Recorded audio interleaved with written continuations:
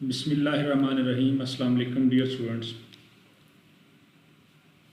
मैं हूं Mohammad Zahid Mahmood, lecturer physical education and sports sciences,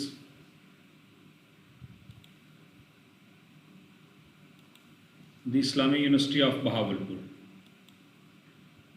और आप देख रहे हैं मेरा YouTube channel physical education with Zahid.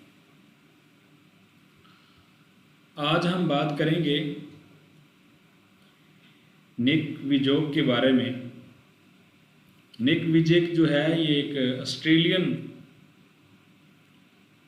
Preacher और मोटिवेशनल स्पीकर है जो कि 4 दिसंबर 1982 को ऑस्ट्रेलिया के शहर मेलबर्न में पैदा हुआ। और ये तस्वीरें आपको नज़र आ रही हैं, और ये वो शख्स है जो विदाउट लिम्ब पैदा हुआ, यानी ना तो इसके बाजू हैं पैदाइशी तौर पर और ना ही इसकी टांगें हैं।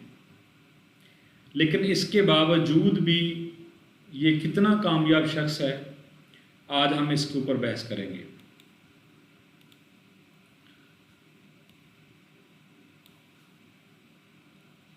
निक विजोग is remarkable Australian preacher and motivational speaker known as inspiring life story and empowering message. Born in 1982 in Melbourne, Australia, Nick was born without limbs, a rare condition called tetraamelia syndrome, यानी एक बीमारी है समझ लें आप कि जिसमें आपके ना तो उसके दोनों बाजू हैं ना ही दोनों टांगे हैं। विदाउट लिम्ब समझते हैं आपको। Nick has become a global phenomenon touching millions of lives with a story of perseverance, faith and motivation. In this presentation we will explore Nick's life story, his impact on the world and lesson we can learn from his examples. इसमें हम ये देखते हैं कि वो 1982 में Australia के शहर मेलबर्न में पैदा हुआ और उसके ना तो दोनों बाजू हैं ना ही दोनों टांगे हैं। और उस शख्स ने फिर अपनी ज़िंदगी को कैसे बदला, वो कहता है कि मैं जब 10 साल का था, मेरी उम्र 10 साल थी, तो मैंने सोचा कि ना तो मेरे बाजू हैं ना टांगे हैं, कैसे जीऊँगा मैं। तो मैंने सोचा मैं खुदकुशी कर लूँ। फिर मैंने सोचा कि जो चीज़ें अल्लाह ताला ने मुझे अता की हैं मैं उनका तो शुक्र अदा करूं, यानी जो चीज़ें मेरे पास हैं उनका तो शुक्र अदा करूं। तो इसलिए फिर उसने ख़ुदकुशी करने का इरादा तर्क कर दिया।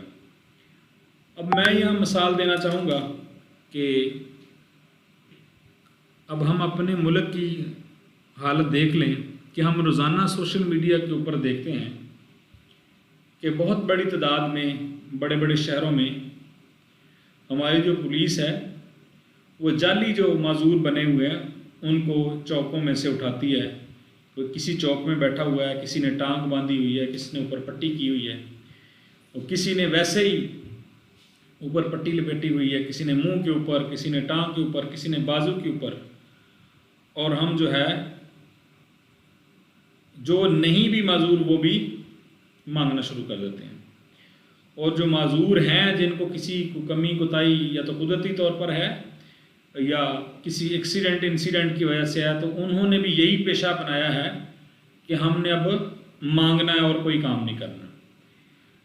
तो ये तो उन लोगों के लिए है। और आम नॉर्मल लोग भी जो हम लेम एक्सक्यूज़ लेकर आते हैं, कोई भी काम हो, कोई भी असाइनमेंट हो, कोई भी वर्क हो, तो हम उसमें से कोई ना कोई बहाना ढूंढते हैं कि या अल्लाह ये हमें ना ही करना पड़ेगा। तो फिर ऐसी कौमें तरक्की तो नहीं करती, फिर ऐसी कौमें भीख ही मांगती हैं। अब उसकी अगर हम ज़िंदगी का मुताला करें तो बड़ी अजीबो-गरीब जो है वो उसकी ज़िंदगी। और वो उसने 19 साल की उम्र में अपने स्कूल में जो पहली तकरीर की, तो उससे वो उसने देखा कि उस बड़ा स्कूल में बच्चों को उसने इंगेज किया और वो ख़ुद अपनी इस स्पीच से बड़ा इंस्पायर हुआ। फिर उस आगे उसने बोलना शुरू कर दिया। उसने एक नॉन प्रॉफिट ऑर्गेनाइजेशन बनाई 2005 में। फिर उसकी एक बुक पब्लिश हुई 2010 में, लाइफ विदाउट लिमिट्स।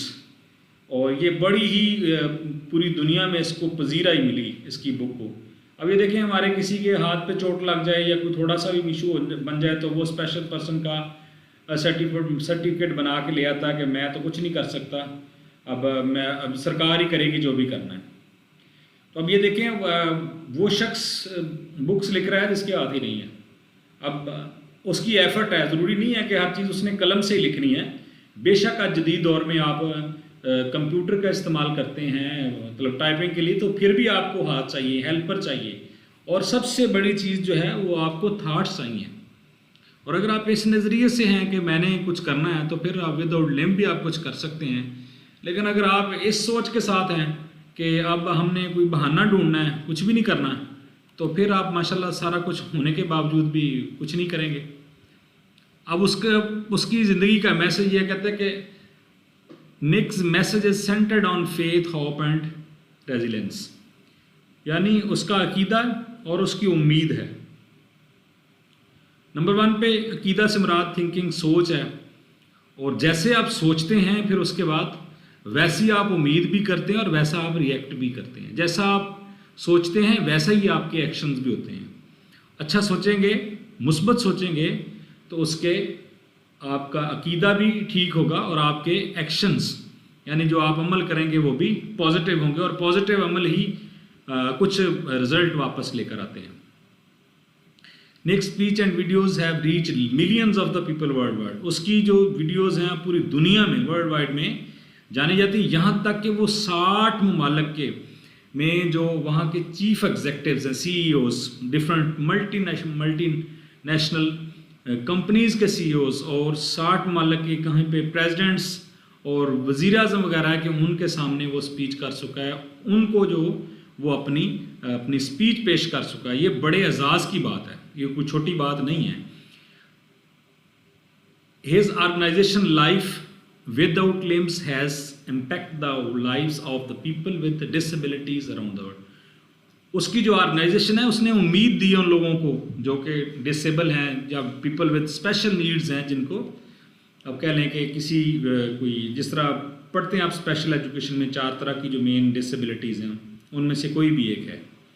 तो उसकी ज़िंदगी से हमें क्या सबक मिलता है हमें कि इंसान का अगर अकीदा ठीक हो, यानी उसका सोचने का अंदाज़ ठीक हो और मुस्बत सोचता हो और उसकी डिटर्मिनेशन हो और कमिटमेंट हो और power of positive thinking and self believes, अगर आपकी थिंकिंग पॉजिटिव है और ख़ुद पे एतमाद है तो ये दुनिया आप तस्खीर कर सकते हैं। और की है दुनिया ने बहुत सारी, ये इस तरह की बहुत सारी मिसालें हमारे सामने कि जिन्होंने मेहनत के बलबूते पर, और हमेशा अच्छी सोच ही आपको आगे लेकर जाती है। पॉजिटिव थिंकिंग जो मैं समझता हूँ इससे बड़ी कोई और चीज़ है नहीं। हमेशा हालात मुश्किल आएंगे, मुश्किल से मुश्किल तरीन आएंगे, लेकिन आपने पॉजिटिव थिंकिंग और ख़ुद एतमादी को नहीं छोड़ना। अगर इन 2 चीज़ों को आप नहीं छोड़ेंगे तो इंशाल्लाह दुनिया और आखिरत में आपको कामयाबी ज़रूर ज़रूर मिलेगी। और फिर वो उसको यहाँ पे फैमिली की सपोर्ट भी है, सपोर्ट हासिल है, बाकी लोगों की भी हासिल है। क्यों हासिल है? जब आप अच्छा काम करते हैं तो आपको हर बंदा सपोर्ट करता है, पॉजिटिव थिंकिंग वाला हर बंदा सपोर्ट करता है।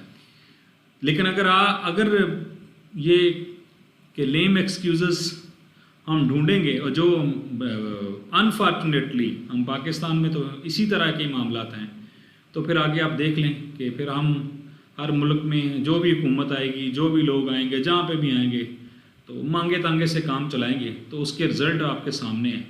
फिर वो आपने बड़ा मशहूर फ़िक्रा जो आपने सुना है, बेगर्स कांट बी चूज़र्स।